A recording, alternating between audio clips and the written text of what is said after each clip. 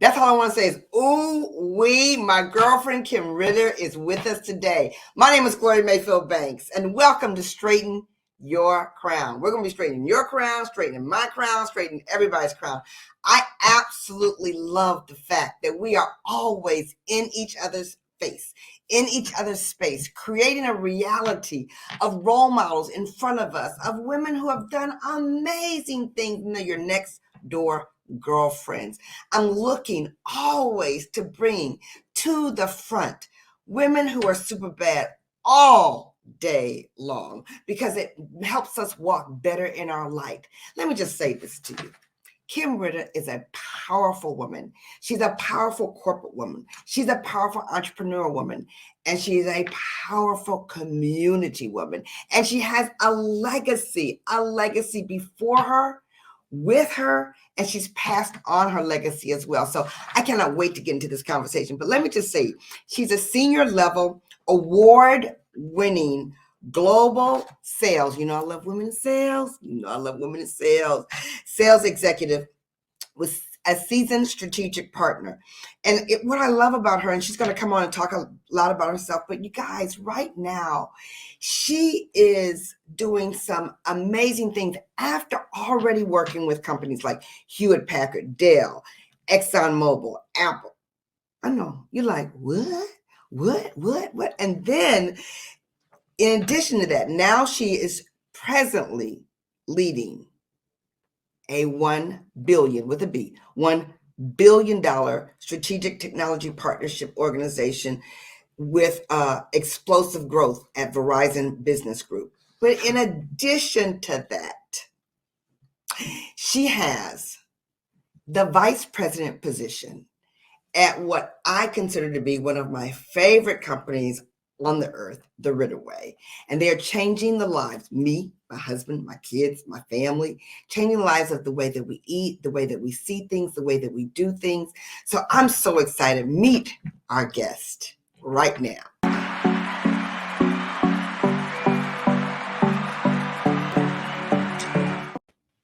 Hey, Kim, how are you? I am fantastic. How are you, Gloria? I'm so good. I just love bringing my girlfriends to the forefront. If they even from this conversation get a clue as to all that you have your foot in. I mean, for real, over here, just doing so much out of my favorite city, Dallas. I know I don't live there, but it's one of my favorite cities for sure. But, and I forgot to tell you guys, not only does she do all of that, her home and the way she decorates, I'm not afraid to say, puts me to shame. I'm not afraid to say it. She sent me a video of her Christmas decorations. I was like, I'm not afraid to say it, but to tell you the truth, I always ask my guests. Now, okay, so I sit here and I watch different people and I'm like, okay, they're looking down on paper. I had to look at paper because what you've done is so incredible. I didn't even get to your community work, Kim. So please do me a favor and really brag upon yourself. Like really dig in. Don't hold anything back. I want them to know because one of the major forces here is to show different women are different facets. Amazing women who clock over $100,000 a year over and over and over again. And you've been in that circle. And I want them to know about what you've done and what you're doing now. Well, thank you, Gloria. I'm honored to be here, and we're going to have some fun for sure. But a little bit about me, before we go into what I do, Yes. Because some time ago I realized that who I am is not what I do. Yes. Right. I have been in the IT sector for 3 decades. Mm-hmm. But who I am, I'm not a very technical person, but I'm a connector. I have succeeded in sales. I've been in sales my entire adult life in one fashion or another. Okay. And I think that because what connecting comes naturally to me, telling the story, listening, understanding, listening for the pain. Yeah. And then connecting that with potential solutions. Okay. Comes naturally. Okay. So I think that has a lot to do with my success. And for a long time, I really equated my success with how much was I earning, because I was always in, salary plus commission roles. Yeah. And when you get a taste of being at the top, when you get a taste of, hitting the President's Club award year after year after year and traveling around the world as part of your recognition and all that, it tastes good. Right. Right. So that's so I stayed in that. But initially, I wanted to be a broadcast journalist. Did you? I Did did. you? Yeah. Yeah. In college. And I couldn't get, I went to University of Texas at Austin. When it was time for me to enter the workforce, I got my first sales position. Mm-hmm. And it wasn't in IT. Mm-hmm. But one thing led to another. It was for a telecommunications industry magazine. I was selling advertising. Really? Okay. And then from there, I was hired. I was offered to move from Dallas to Southern California, just outside of Laguna Beach. Wow. To be with that. And it was a small firm, but they relocated me and everything. And the rest is history in terms of that trajectory. Tell me what made you fall in love with sales, because we know, those of us who have been in sales, is that everybody sells. They may not say that they sell, but everybody sells. They sell a dream, they sell a vision, they sell a product, they sell an appointment, they sell a product, they sell. But what made you fall in love with the career of sales? I'd have to say I'm probably naturally wired to be competitive. I was raised by a professional athlete, Yes. my father, Yes. right? But that's not all he was. Mm-hmm. He was also a champion debate. He was on the national debate stage when he was in college at the University of Portland. And so he excelled in that arena of communications. Okay. And he taught me how to write and deliver my first speech in the 7th grade. Wow. When I ran for student body president at his urging, right? I didn't want to do it. And so that competitive nature, I think, kind of plays into how good it feels when I win. Right. I love that. So many times we talk about the competition, but we don't often talk about the feel of how good it feels to win. I love that conversation. Yes. Yes. Okay. Got it. Yes. It feels great because you put in, you're going to get 10 no's for every yes. Right. Yes. Especially when you first start out in sales, you may be selling a commodity. You may be door to door knocking, right? Yeah. I did that too, right? Yeah. But once you get over the fear of rejection or equating that no to, oh gosh, what did I do wrong? Yes. Or they don't like me or what have you. Once you get past that and your confidence is high, you know what you're doing, it's a numbers game. Right. Right. So then when you get to kind of this level of, where a sale is $200 million, right? That's a long sales cycle. Now talk about feel good. That right there is a real feel good kind of. And you know what? Many people don't get to have that experience. But I will tell you that once you know how to close a big deal, that same win happens at a $15 sale, as a $50,000 sale, as a $20,000. When you're going and you said something earlier, you said when you listen for the pain and you cause a solution. Yeah. That's what sales really is. It is. It's building the trust. And if you're not listening, you're not gonna earn that trust. Yeah. And I think, I counsel other salespeople as well that go for, so what, every year, every other year, you've got new accounts, you got new relationships you got to develop. Get you some quick wins first. And that doesn't always mean a sale. It means solving, at Verizon, it could mean there's been billing mistakes, on $1 million a year, $1 million a month invoice, right? Yeah. And it's just compounding. And then now you've got the account. Well, you can't go in there. Here is my portfolio. And, what do you want to buy? Right. You got to solve some of those pains. Go for the quick wins, build that trust, build your credibility quickly. Yes. Right. And then it really makes the rest pretty easy. But nobody wins a $200 million deal by themselves. Right. So you've got to also, kind of cross-section within your organization across, different lines of business in your organization too, right? They become your client. Because your father was an incredible athlete. Then you go into sales as well. And the team aspect. When women get to the point where they're making over six figures and keep climbing, can you talk a little bit about how you became comfortable with having that team environment? Because one of the biggest challenges most women have is giving away things for other people to do for them in order for the team to flourish. You can't get there being superwoman with that S around your chest. Can you talk a little bit about that? I think that's a great question. And I think, and I've used this in interviews, when I'm interviewing for roles, right? I was a student athlete as well. Okay. So I know what it means to have to run through a wall for a coach. I know what it means to have a game plan, right? And stick to it and or stand in the gap because your teammate is injured. Right. So just the whole team concept is just in me. Yeah.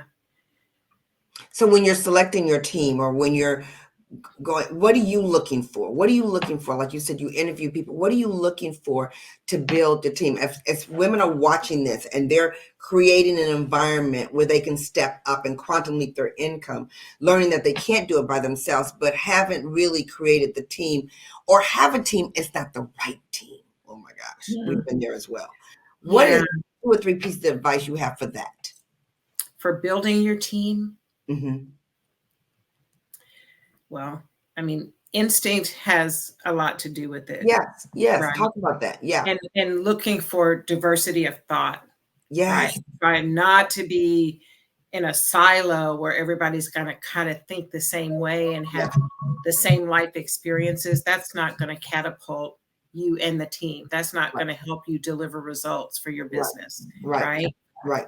So that's what I look for is the uniqueness.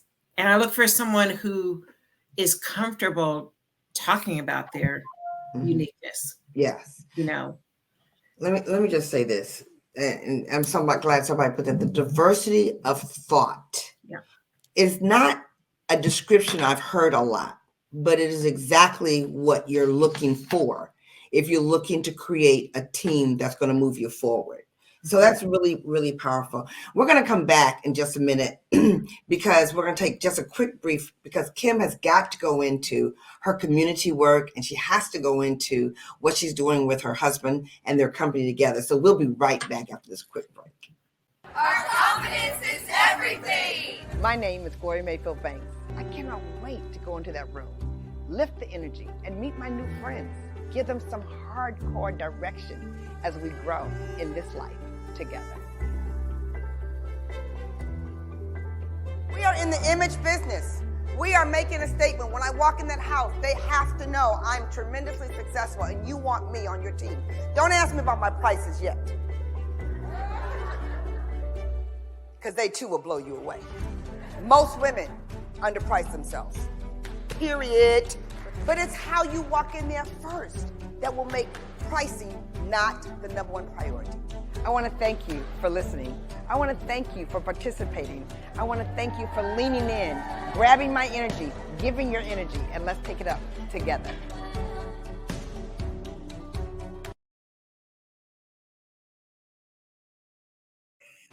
Kim, when we talked before, you said, I've been in this circle of six figures for a minute. When did you know that you were going to hit six figures? When did you know that that was your destiny and you were not afraid to go after that number and beyond that number? Because as we help women become super bad all day long, you and I agree that that figure takes you to a whole nother level of choices for your life. When did I know? I guess I'd say 1998. I relocated. My son and I, he was 3 at the time in 94. We accepted, that offer in Southern Cal, right? Yeah. Did well out there, but decided to move back to Dallas because I wanted to be able to buy a home. Could not afford a home in Southern Orange County, Financial decision. California. Absolutely. Yes. Right. And wanted him to grow up around his grandparents. Good. So when we moved back here, the first interview I had was with Lucent Technologies. And the base was like 105 plus commission. Right. Starting. Yeah. So that was in 98. Right. So was there role models around you? Or, I mean, how did 92% of women working make less than $100,000 a year? I say that almost like it's my first name because I want everybody to be aware of the situation, because I really do believe putting women in front of other women like this shows them the capability. So you went for that job, but was there something or someone in front of you that said go big for that? No. Okay. I just saw the opportunity and didn't know what the base was. Back then they didn't publish, this is your potential earning. Exactly. But it did interest me. And I had been with a Northern Telecom remarketer in Southern Cal. And so now this was Lucent Technologies. And so I was leaning into something a little bit different. And but I didn't have any peers or colleagues who looked like me. Right.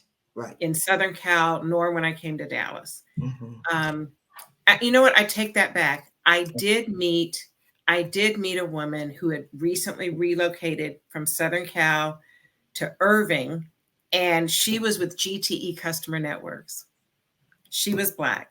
And I met her after I got the gig at Lucent, but I was like, oh, wow. Okay. And she was a heavy hitter. Right. So I did look at her as like a modicum of success for sure. Okay. All right. And you know what? One of the things that you do in your community is that you are involved with a lot of other heavy hitting women who make it a priority to be role models. I know that. I see it. I watch it.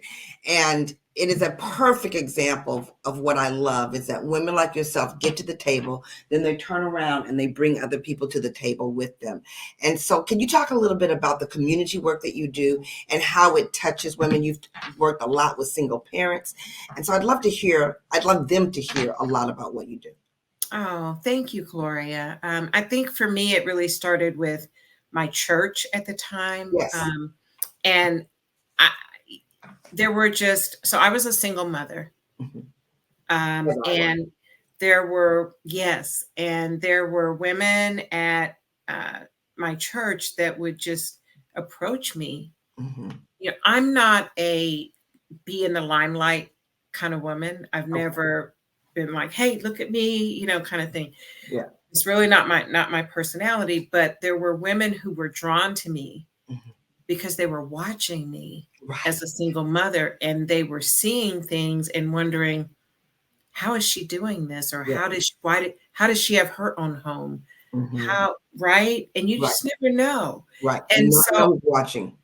I was encouraged to start a life team at church for single mothers. And what I focused on with them was finances. Okay. Understanding, financial literacy just from my own experiences. Yes.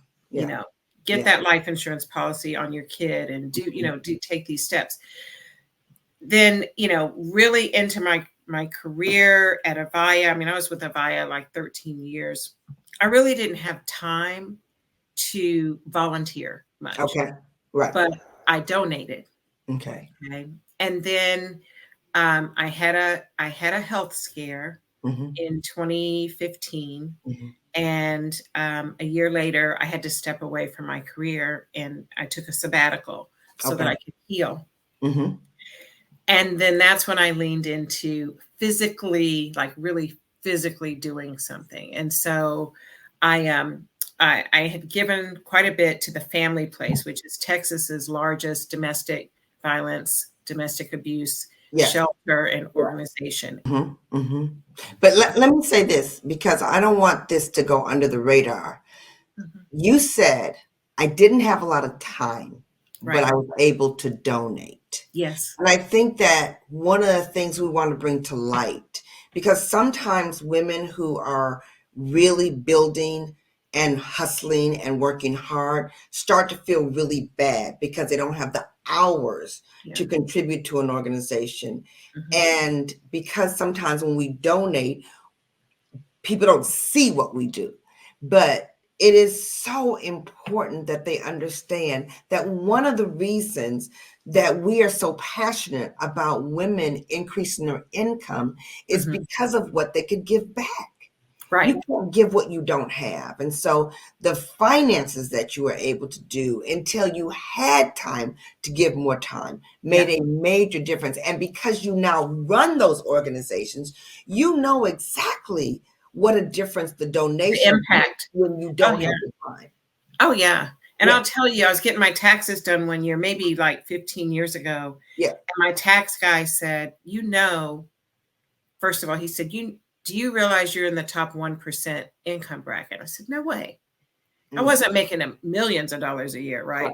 No, he said, no, but you are. And he said, do you know that you donate more than men do who make 3 times as much as you, 5 times as much as you? Wow. And he said, you will be blessed. And I didn't have any kind of beacon for that. It was just what I wanted, it's just what I wanted to do. So then fast forward, I took that sabbatical, and in that same year, I was inducted into the Links Incorporated. Right. And the programmatic aspect of this friendship and service organization, where we have so many pillars, so many facets, health and human services, international trends and services, and just the gamut, STEM education, STEM scholarships. So that really, and this was a Black women's organization, professional women's organization. So I really, really jumped into that, and it's incredible. It's made such a difference. Okay, we have to go to the Ritter Way. We have to go to this phenomenal place, because one of the things I want to always shine light on is women who do this and this, not this or that. You're managing and conducting your life with a lot of plates in the air, not just 1 or 2, but I personally have seen you juggle a lot of different plates. Sharing with your family. It's a big deal. She's married to one of my best friends, so this has been exciting. So tell them a little bit about the Ritter Way, because I want to make sure that they can find it. Oh, I'd be happy to. So the Ritter Way was birthed as a concept to create more access, greater access to existing clients of my husband's. My husband's had a health and wellness business for 17 years. Not your typical health and wellness. He helps people heal and reverse diseases through food, and get them off of medication. And our passion at this point is to reach more people, to scale, not so much for the cooking, but for the education, right? For the empowerment of people around the world, right? So to live healthier lives. So the Ritter Way is an app, and it's a community where you can network with others. You can get the education from Paul real time. You can join cooking classes that he conducts on a weekly basis. You subscribe to the Ritter Way, and you have access to all of this intellectual property, right? That he's gained over the past 2 decades. Mm-hmm. And, because they're building this together, that brings up a whole nother, she's a very successful woman. He's a very successful man. There are very successful couple, and they both are very heavy in the community and philanthropy. There's a whole lot to do with a powerful relationships, and then the extended family, the parents, the children, all that. Both of them have very active mothers that are In powerful. their 80s. Yeah, in their 80s, and powerful in their own right. They have Yeah. their own dreams. They have their own visions. They've stood the test of time. And so there's a lot to that piece of a woman like Kim who has a lot going on and still finds extra energy to lean in to do philanthropy, extra energy to lean in and to mentor other women, extra energy to lean in and to give a good idea. She hasn't even had a chance to talk about her marketing genius, which I have seen firsthand. Your ability to come up with these ideas really are some of the things that matter when you're running large organizations within your job, large organizations in your community, and supporting your husband's entrepreneur as a vice president in that environment that's going through a quantum leap. So I'm really excited about that. I want to make sure that people know where to find you. Before I do that, though, what would be one piece of advice that you would give them, Kim, that you would say if women are looking to cross over to the 100,000, the 300,000, the $500,000 a year? What would you say would be one piece of advice? Know your market value.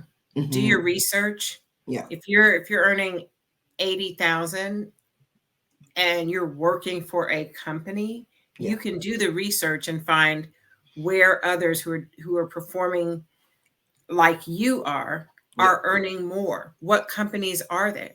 Mm-hmm. Right? Maybe you're just not in the right spot. Mm-hmm. Also, Right. skill up, level up. Like, Mm-hmm. always be looking for what is it that I am bringing to the table that nobody else can bring. There's always something. Yes. But you've got to see it in yourself and trust in that. How did you find your gift? I'm sorry, go ahead. Take a risk. Take a risk. Take a risk. How did you find your gift? Your gift. When someone says, what is it that you bring to the table? What would you say that is, and how did you identify it? I have the gift of communication. Uh-huh. I believe I'm a prolific writer. I'm told. Really? Yes. But I mean, not just like writing a book, but in terms of executive communication or communicating with the janitor. It doesn't matter. Yes. And that comes from, everything you just described about me, Gloria, is my parents. Really? Yes. I mentioned my dad was a professional athlete, but he was also an entrepreneur. Yes. He was one of the first Black entrepreneurs in Dallas, starting in the 1980s. My mother was a banker. My mother left her corporate career and was at my father's side, building restaurant businesses and mortgage businesses, right? So they took those risks. And if it's in you, if you feel it, if you're working, but you feel this little pitter patter about something else, go for it. Yeah.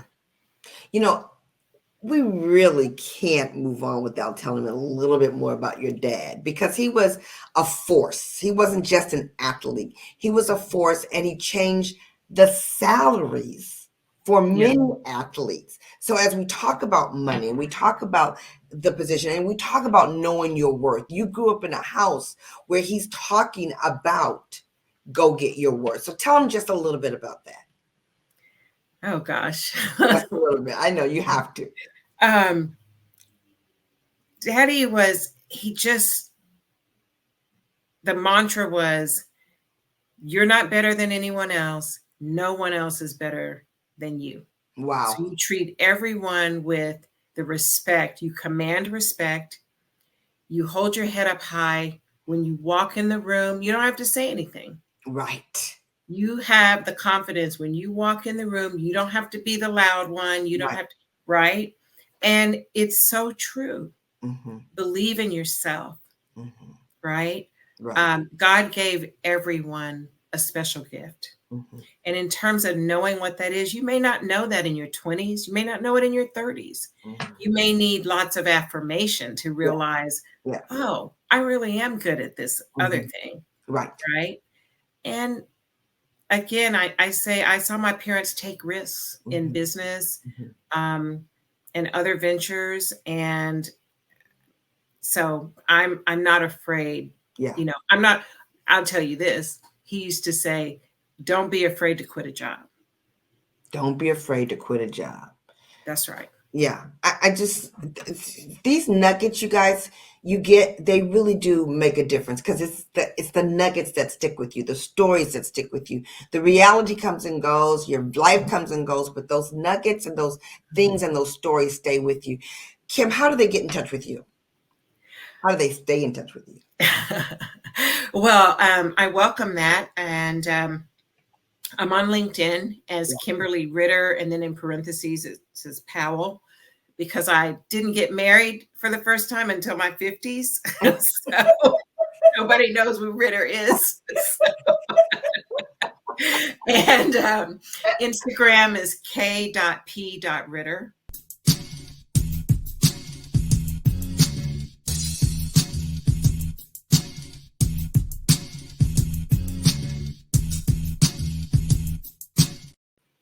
Share it and let people know, because when we watch this force continue to explode, it's not watch it explode, it's a continuation. That quantum leap takes you here and here and here, and it continues to explode. So Kim, thank you so much for your time. Thank you so much for your authenticity. Thank you so much for your storytelling. And thank you so much for leaning in and being an example of a woman who not just changes her career, but strongly impacts the careers of others. When you have influence, it's one thing, but when you have influence and impact, you're really changing the world. So I thank you so much. Thank you, Gloria. I love you, girlfriend. I love you more. Thank Talk to you you. soon. Thanks.